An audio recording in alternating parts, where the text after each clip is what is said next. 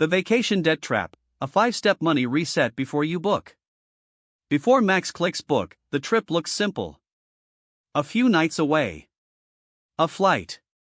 A hotel. Some food. A little fun. One clean total on the checkout screen. But then the number appears, $3,940. That is not a random scare number.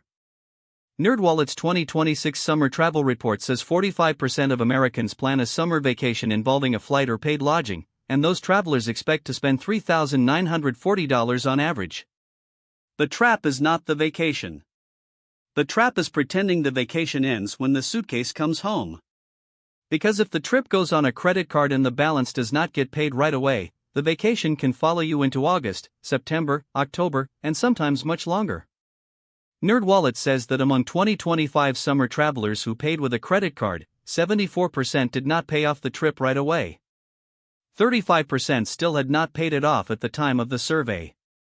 So this episode is not saying never travel. It is not financial advice, credit advice, or a guarantee. It is a simple 5-step money reset before you book, so the memory does not become a monthly payment. Step 1. Price the full trip, not the pretty trip. The pretty trip is the flight and hotel you see first. The full trip includes bags, rides, meals, parking, tips, fees, pet care, missed overtime, and the spending you do when you are tired and already away from home. Max writes one number at the top of the page, total trip cost. If he cannot estimate it, he is not ready to book it. Step 2. Ask the pay it off question before you swipe. Not, can I get approved? Not, can I make the minimum payment? The question is, can I pay this off when the first statement arrives? NerdWallet reports that 84% of 2026 summer travelers plan to use credit cards for at least some travel expenses. Cards can be useful tools. Rewards can be useful. Protections can be useful. But rewards do not cancel interest if the balance sits.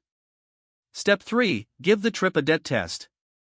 WalletHub's 2026 Summer Travel Credit Card Survey says 48% worry about credit card bills while on vacation.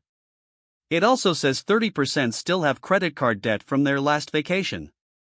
That is the emotional cost. You are sitting by the water, but part of your brain is already back home with the bill. So Max uses a simple test. If this trip would still be on the card 60 days after he gets home, it is not a vacation plan yet. It is a borrowing plan. Step 4. Build a vacation fund before the vacation. This does not have to be dramatic. If the trip is 6 months away, divide the real cost by 6. If the number is too high, Max has 3 honest choices: delay the trip, shrink the trip, or earn extra money for the trip. What he does not do is pretend the credit card is income. That one sentence matters because the bigger credit card picture is already heavy. Bankrate reports that 47% of cardholders carry a credit card balance, and 61% of Americans with credit card debt have had it for at least a year. LendingTree, citing New York Fed data, reports total U.S. credit card balances of $1.252 trillion in the first quarter of 2026. A vacation should not become one more brick in that wall. Step 5. Make a smaller trip feel like a win, not a punishment.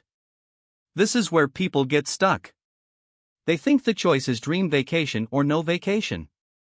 But the smarter question is, what version can I enjoy without bringing home debt? Maybe the hotel changes. Maybe the dates change. Maybe Max takes 2 days instead of 5. Maybe he uses points only if the cash part still fits. Maybe he plans one great meal and keeps the rest simple. The point is not to make life boring. The point is to make the good part last longer than the bill. Here is the 5-step reset again. Price the full trip. Ask if you can pay it off on the first statement. Run the 60-day debt test.